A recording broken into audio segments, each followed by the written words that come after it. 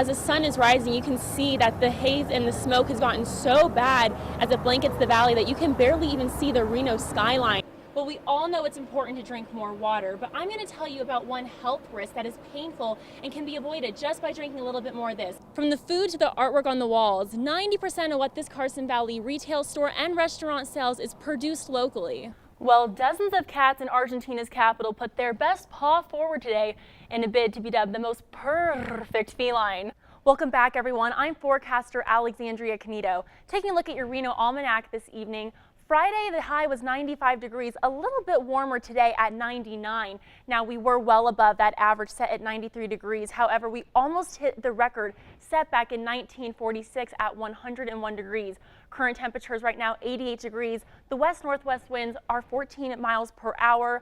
They could gust up a little more this evening. Humidity not really playing a factor into the weather right now at 15%. Parking lots across Nevada look like this. Gas car, gas car, gas car. But over the last 3 years, over 100 of these charging stations have popped up across the state. Citywide, the Reno Fire Department responds to nearly 100 calls a day.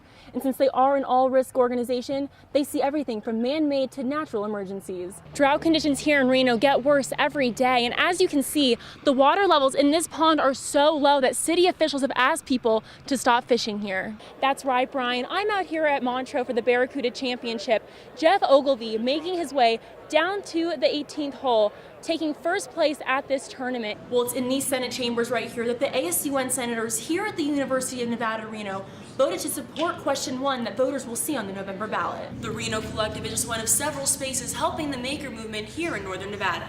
Well, now to the gruesome killing out of Indonesia. The daughter and boyfriend of an American woman whose body was found stuffed in a suitcase in Bali have been arrested.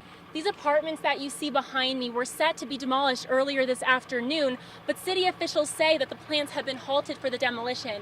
Coming up on News 4 today, we're going to tell you why the plans were stopped and when these state-of-the-art apartments are set to be built. Every day, firefighters put on gear weighing nearly 25 pounds. And when it's a fire they're responding to, add a 25-pound air tank. The gear alone makes this job challenging, but have you ever thought about the other obstacles these men and women face? But, due to the economy and stuff, you never know what type of call you're going to go on. Citywide, the Reno Fire Department responds to nearly 100 calls a day. And since they are an all-risk organization, they see everything from man-made to natural emergencies. One high-risk scenario emergency personnel face is fighting structure fires. And while it may seem as simple as shooting water from a hose, firefighters have to plan for copious amounts of smoke and extreme heat from the flames. Sometimes they even face the challenge of breaking into a building in order to rescue victims. Motor vehicle accidents are emergencies seen every day in the Truckee Meadows, and extricating victims is no easy task.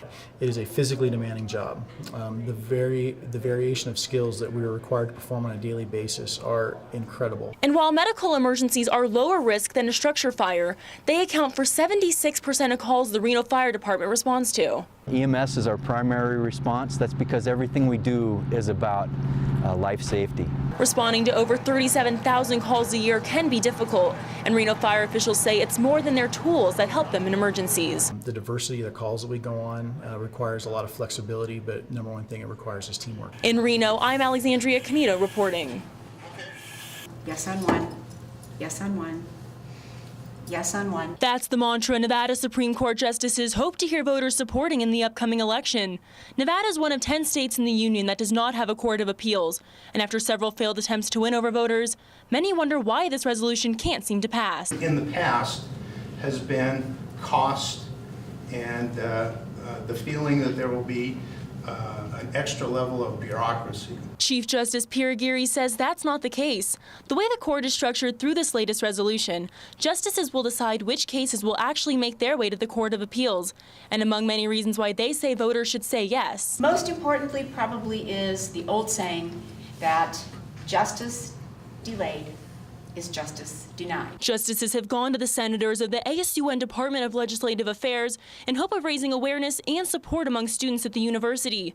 ASUN Speaker of the Senate, Caden Fabby, says this resolution will play an important role for students in the years to come. If anyone is going into law or has any kind of legal trouble in the future of any kind, you want to make sure that your cases are heard and expedited. Well, it's in these Senate chambers right here that the ASUN senators here at the University of Nevada, Reno voted to support question 1 that voters will see on the November ballot. ASUN will be hosting several initiative forums up until voting begins in November to help students be better prepared when heading to the polls. The queuing system called Dash Pass started here in Reno, then made its way to our capital city. Now DMV officials are preparing to launch it statewide. After much anticipation, new technology in Nevada is changing the way drivers view going to the DMV. Carson City resident Kim Hausman says she could not believe how much it cut down her wait time. I jumped in the car. As I was walking through the door, they said, please go to counter 4. I mean, how simple is that? And then it took me about 5 minutes at the counter and I'm done. Officials say this new technology is a game changer, and it's all done through the use of your phone. This queuing system is called Dash Pass, and it allows customers to wait in line from the comfort of their own home. Everybody lives in a very fast-paced world now, and everything's digital, and all your information's right there in your cell phone. And this really meets that requirement of people wanting instant information. Customers are able to text, phone, or go online and place themselves in the Dash Pass queue. After receiving wait time updates and arriving at the DMV, residents find out via text which window number they need to go to. You usually only have to come in here once a year. So it's going to take our customers a while to really figure out that it's different, it's changed. But we think once they do, they're going to be thrilled because they're going to say, wait, I don't have to wait at DMV anymore. I can wait wherever I am, and if I'm having a sandwich at a restaurant, I can be in line at the same time, and that's the exciting part. Now the real test will be to see how Dash Pass holds up in Las Vegas because of the size of the customer base.